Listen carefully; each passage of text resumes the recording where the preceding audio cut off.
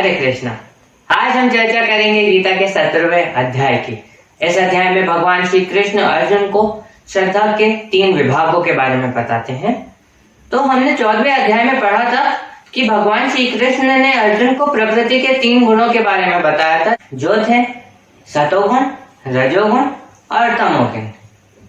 अब अर्जुन भगवान श्री कृष्ण से प्रश्न पूछते हैं। वो कहते हैं, हे केशव, जो व्यक्ति शास्त्रों के नियमों के अनुसार आपकी पूजा नहीं करता परंतु अपनी परिकल्पना के हिसाब से पूजा करता है, वो किस प्रकार का व्यक्ति है? वो सतोगुणी है, रजोगुणी है या तमोगुणी है? जिसके उत्तर में भगवान श्री कृष्ण कहते हैं कि मनुष्य की श्रद्धा उसके कर्मों के अनुसार विकसित होती जाती है। ये 3 प्रकार की हो सकती है, सतोगुणी, रजोगुणी और तमोगुणी। जो सतोगुणी व्यक्ति होते हैं वो देवताओं की पूजा करते हैं, निस्वार्थ पूजा करते हैं, भगवान की भक्ति के लिए पूजा करते हैं। जो राजसी या रजोगुणी पूजा करते हैं वो किसी कामना के लिए पूजा करते हैं, उनका कोई डिजायर पूरा हो जाए इसलिए पूजा करते हैं। ऐसे लोग ज्यादातर यक्षों की पूजा करते हैं या कुल देवताओं की पूजा करते हैं या पूर्वजों की पूजा करते हैं। और तीसरे प्रकार की पूजा है तामसी पूजा। इसमें लोग भूत प्रेत की पूजा करते हैं। जैसे हमने देखा होगा तांत्रिक पूजाएं होती हैं जो रात में जाके किसी शमशान में जाके पूजा करनी होती है, ऐसे अनुष्ठान होते हैं, भूत प्रेत की पूजा होती है। तो ये पूजा तामसी पूजा कहलाती है। इसके बाद भगवान कहते हैं जो जिन लोगों में अहंकार बहुत होता है, दंभ बहुत होता है, क्रोध बहुत आता है, ऐसे लोग अपने अंदर के भगवान को कष्ट पहुंचाते हैं और ऐसे लोग असुर कहलाते हैं। आसुरी गुणों के बारे में हमने पिछले अध्याय में भी बहुत विस्तार से जाना था। अब भगवान श्री कृष्ण बताते हैं कि भोजन के हिसाब से जो खाना हम खाते हैं उस खाने के हिसाब से भी व्यक्ति को 3 गुणों में विभाजित किया जा सकता है। पहला होता है सतोगुणी। ऐसे व्यक्ति सात्विक भोजन करते हैं। सात्विक भोजन क्या हुआ? जो जिससे कुछ अंकुरित हो, जिससे कुछ उग सके, जैसे फल, फूल, सब्जियां, चावल, दाल, ऐसा सादा खाना सात्विक भोजन कहलाता है। ये जो खाना होता है ये आयु बढ़ाता है, मन को शुद्ध रखता है ऐसा भोजन, और बल बढ़ाता है, सुख प्रदान करता है, जो हमें संतुष्टि मिलती है, सैटिस्फैक्शन मिलता है ऐसा खाना खा के। तो ऐसा जो भोजन है ये सात्विक या सतोगुणी भोजन कहलाता है। अब इसके बाद भगवान श्री कृष्ण राजसी भोजन के बारे में बताते हैं। भगवान श्री कृष्ण कहते हैं जो राजसी भोजन होता है वह तीखा, खट्टा, नमकीन, गरम, चटपटा, शुक तथा जलन उत्पन्न करने वाला भोजन होता है। ऐसा भोजन दुख, शोक तथा रोग उत्पन्न करता है। जैसे हम बाहर जाते हैं, खाना खाते हैं, अरे चाट खाएंगे, पानी पूरी खाएंगे या फिर बहुत ज्यादा मसालेदार चीजें खाएंगे, पनीर टिक्का खाएंगे। ऐसा जो भोजन होता है खाने में बहुत तेज होता है, कड़वा भी हो सकता है, खट्टा भी हो सकता है, और ऐसे भोजन से हमारा जो स्वास्थ्य है वो बहुत जल्दी खराब हो जाता है। स्वास्थ्य कैसे खराब होता है? जैसे हमने पानी पूरी खाते हैं, ज्यादा गले में जलन हो जाती है, पेट में जलन हो जाती है, वो कई बार कुछ खाने से एसिडिटी हो जाती है, तो इससे हमारा स्वास्थ्य खराब होता है। स्वास्थ्य खराब होता है तो क्या होता है? हमें दुख आता है, दुख लगता है, हमारे अंदर एक नेगेटिविटी आती है कि मेरी तबीयत ठीक ही नहीं है। तो रजोगुणी खाना दुख पैदा करता है, शोक मतलब प्रॉब्लम्स क्रिएट करता है। और इसके बाद भगवान बताते हैं तामसी खाने के बारे में। तामसी खाना कैसा होता है? तो भगवान कहते हैं कि 3 घंटे पूर्व पकाया गया भोजन, मतलब जो खाना बना है उसको पकाए हुए अगर 3 घंटे हो गए और उसके बाद अगर हम खाना खा रहे हैं तो वो तामसी भोजन कहलाता है। और भी है, वो स्वादहीन होता है, उसमें टेस्ट नहीं आता। जैसे अगर हम कोई खाना शुद्ध खाएंगे, गरम गरम खाना खाएंगे तो उसका स्वाद अच्छा आएगा। अगर वही खाना हम ठंडा बासी खाएंगे तो बासी खाने में हमें कभी वैसा स्वाद नहीं आता जो फ्रेशली मेड खाने में आता है ना। वही भगवान बता रहे कि ऐसा भोजन स्वादहीन होता है। वियोजित एवं सड़ा हुआ होता है, जो बासी बोलते हैं सड़ा हुआ भोजन होता है। झूठा तथा अपयश लाता है ये भोजन। ये भोजन हमारे लिए अपयश लाता है और जिन लोगों को ये भोजन प्रिय होता है वह तामसी होते हैं, वो इग्नोरेंट हो जाते हैं। हमारे यहाँ एक कहावत है, जैसा खाए अन्न वैसा रहे मन। तो अगर हम सात्विक खाना खा रहे हैं, शुद्ध खाना खा रहे हैं, तो हमारे अंदर जो विचार आएंगे वो सुविचार होंगे, हमारा मन खुश रहेगा, हमारा व्यवहार अच्छा रहेगा, कोई हमसे मिलेगा तो हम उससे अच्छी तरीके से पहचाएंगे। और अगर हम राजसी भोजन खाएंगे, बहुत ज्यादा तीखा भोजन खाएंगे, चटपटा भोजन खाएंगे, तो हमारा मन भी वैसा ही रहेगा। हमें बहुत जल्दी गुस्सा आ सकता है, जैसे ज्यादा मिर्ची खा ली और कोई आ गया, हमारे अंदर गुस्सा चढ़ा है, अरे फिर तो शॉर्ट टेम्पर्ड हो जाता है, हमारे बनते बनाए काम भी कभी कभी फंस जाते हैं। और अगर हम तामसी भोजन खाएंगे तो हमारे विचार ही गड़बड़ आएंगे, गंदे विचार आएंगे, क्योंकि जब हम ऐसा भोजन खाएंगे तो हमें ज्यादा नींद आएगी, ज्यादा हमारे अंदर आलस बढ़ेगा। ये हमने पिछले अध्याय में पढ़ा था कि तामसी लोगों को नींद ज्यादा आती है, आलस होता है, तो वो इस भोजन की वजह से होता है। जैसा जैसा व्यक्ति भोजन करता है वैसा उसका व्यवहार होता है, उसका मन वैसा ही होता है।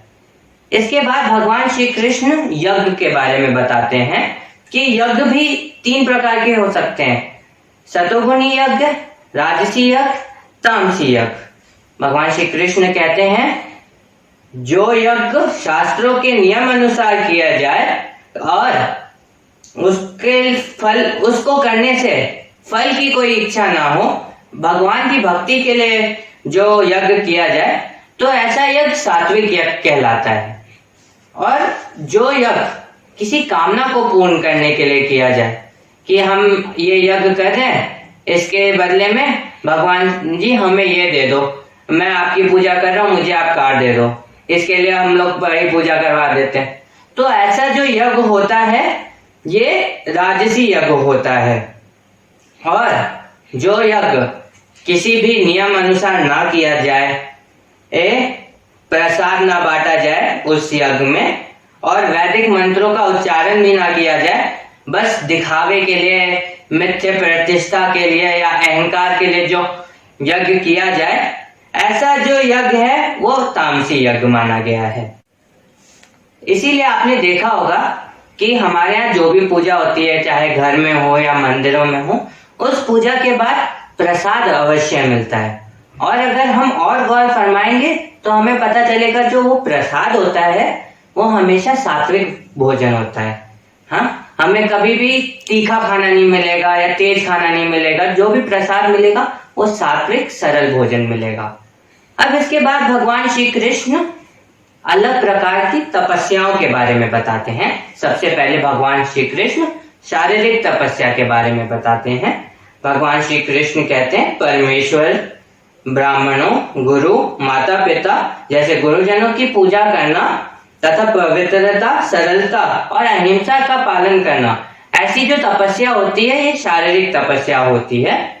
भगवान श्री कृष्ण यही बता रहे हैं कि हमें अपने से बड़ों का आदर करना चाहिए, अपने माता पिता का आदर करना चाहिए, अपने गुरुजनों का आदर करना चाहिए, जो भी हमसे बड़ा है, जिसके पास ज्यादा अनुभव है उसका आदर करना चाहिए, अपने आप को शुद्ध करना चाहिए, पवित्र रखना चाहिए और अपना आचरण अच्छा करना चाहिए, शुद्ध आचरण करना चाहिए। इसके बाद भगवान श्री कृष्ण वाणी की तपस्या के बारे में बताते हैं। भगवान श्री कृष्ण कहते हैं, हमें हमेशा सत्य बोलना चाहिए, मीठी वाणी बोलनी चाहिए, ऐसी वाणी बोलनी चाहिए जिससे कभी भी किसी को बुरा ना लगे, दुख ना पहुंचे, और ऐसा बोलना चाहिए जो लोगों को भाए, हमारी बातें सुन के उनको अच्छा लगना चाहिए, उनके अंदर एक पॉजिटिविटी आनी चाहिए। और इसके बाद भगवान श्री कृष्ण मन की तपस्या के बारे में बताते हैं कि भगवान श्री कृष्ण कहते हैं, हमारा जो मन है उसको संतुष्टि रहनी चाहिए, उसको हमेशा संतुष्ट रहना चाहिए। अगर हमारा मन संतुष्ट है तो इसके अंदर कभी लालच नहीं आएगा, लोभ नहीं आएगा, ग्रीडीनेस नहीं रहेगी। और अगर हमारे अंदर ग्रीडीनेस नहीं है तो हमारा मन पवित्र रहेगा, सरलता से रहेगा, और सबसे इम्पोर्टेंट बात, हमारा मन, हम अपने मन पे कंट्रोल कर सकते हैं, हमारा मन आत्म संयम में रहेगा। और इसके बाद भगवान श्री कृष्ण बताते हैं सात्विक तपस्या क्या होती है। जो तपस्या जिसमें हमारा कोई स्वार्थ ना हो, जो बस भगवान के लिए की गई तपस्या हो, ऐसी तपस्या सात्विक तपस्या कहलाती है। और जिस तपस्या में हमारा कुछ स्वार्थ हो, हम अपनी किसी इच्छा पूर्ति के लिए तपस्या कर रहे हो, ऐसी जो तपस्या है इसको राजसी तपस्या कहते हैं। जो अब में भौतिक सुखों को पाने के लिए जो पूजा की जाती है वो तपस्या राजसी तपस्या कहलाती है। और तामसी तपस्या क्या होती है? जो किसी का विनाश के लिए की जाती है। जैसे लोग तांत्रिक पूजा करते हैं कि मेरे दुश्मन का विनाश हो जाए, इसके लिए लोग तांत्रिक पूजा करते हैं। ऐसे बहुत सारी पूजाएं करते हैं दूसरों का विनाश के लिए। उनको अपने डेवलपमेंट से कुछ नहीं है, उनको चाहिए कि दूसरे वाले को नीचा करें। तो ऐसी पूजा तामसी पूजा कहलाती है। ऐसी जो तपस्या है तामसी तपस्या कहलाती है। इसके बाद भगवान श्री कृष्ण दान के बारे में बताते हैं। वह कहते हैं कि जो दान अपना कर्तव्य समझ के किसी आध्यात्मिक कार्य के लिए या अच्छे कार्य के लिए किसी सुपात्र को किया जाए, सुपात्र मतलब डिजर्विंग पर्सन को किया जाए, वो जो दान होता है वह सात्विक दान कहलाता है। इसमें हमारा कोई स्वार्थ नहीं होना चाहिए, हम बस भगवान का काम समझ के दान दे रहे हैं। और जो दान किसी स्वार्थ के लिए किया जाता है, लोग जैसे नहीं करते कि मैं भगवान जी आपको ये नारियल चढ़ा दूंगा मेरी अगर ये हो गया, अगर मेरे एग्जाम में 98% आ गए तो मैं 500 का नोट चढ़ा दूंगा। तो ये जो दान है ये किसी मनोकामना को पूरा करने के लिए किया जा रहा है। तो जो ऐसा दान है ये राजसी दान कहलाता है। और जो दान किसी कुपात्र को कर दिया जाए या किसी गलत आदमी को कर दिया जाए तो ये दान तामसी कहलाता है। अगर हमने किसी शराबी को पैसे दे दिए या किसी हट्टे कट्टे आदमी को पैसे दे दिए तो ये उसको प्रोत्साहित करेगा कि अपना गलत काम और करने के लिए प्रोत्साहित करेगा। शराबी को अगर पैसे देंगे फिर वो उस पैसे का शराब ही खरीदेगा। तो ऐसे हम गलत काम को बढ़ावा दे रहे हैं। तो हमें तामसी दान कभी नहीं करना चाहिए। जिसके बाद भगवान श्री कृष्ण बताते हैं जो ओम तत् सत, ये जो 3 शब्द हैं ये भगवान को प्रसन्न करने के लिए जो हमारे ऋषि मुनि थे वो वैदिक मंत्रों में इसका उच्चारण करते थे। योगी जन क्या करते हैं? ओम से मंत्रों को शुरू करते हैं। ये ओम से वो भगवान को प्रसन्न करना चाहते हैं। जो सात्विक लोग होते हैं वो अपने सारे कार्य, यज्ञ, तप, दान, ये सारे कार्य ओम से ही शुभारंभ करते हैं। भगवान श्री कृष्ण बताते हैं कि अगर कोई व्यक्ति सात्विक काम कर रहा हो, बिना किसी इच्छा के कुछ दान कर रहा हो, यज्ञ कर रहा हो, तो इसको संपन्न करने के लिए हमेशा इसको तत्व से समाप्त करना चाहिए। इससे क्या होगा कि हम इस भव बंधन से मुक्ति पा लेंगे।